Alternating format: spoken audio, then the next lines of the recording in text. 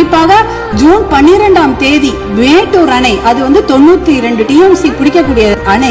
ஆனா அதுல இன்னைக்கு பாத்தீங்கன்னா 40 டிஎம்சி தண்ணி தான் இருக்கு.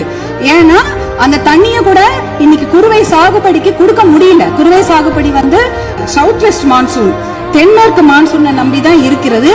ஆனா இந்த குறுவை சாகுபடிக்கு விடக்கூடிய தண்ணி வந்து இல்லாததுனால 40 டிஎம்சி தண்ணிய இன்னைக்கு ஜூன் 20 இன்னி வரைக்கும் கூட மேட்டூர் டேம் திறக்கல. இப்ப மேட்டூர் டேம்ல இருக்க 40 டிஎம்சி தண்ணி குடி தண்ணீருக்காக நம்ம சேர்த்து வச்சிருக்கிறோம்.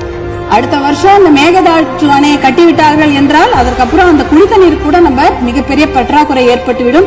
இதையெல்லாம் கருத்தில் கொண்டு நாம மேகதாட்டு அணையோ எந்த ஒரு கட்டுமான பணியோ கர்நாடக அரசு கட்டாமல் பார்த்து கொள்ள வேண்டும். உச்சநீதிமன்ற தீர்ப்பு தமிழகத்துக்கு சாதகமாக இருக்கிறது.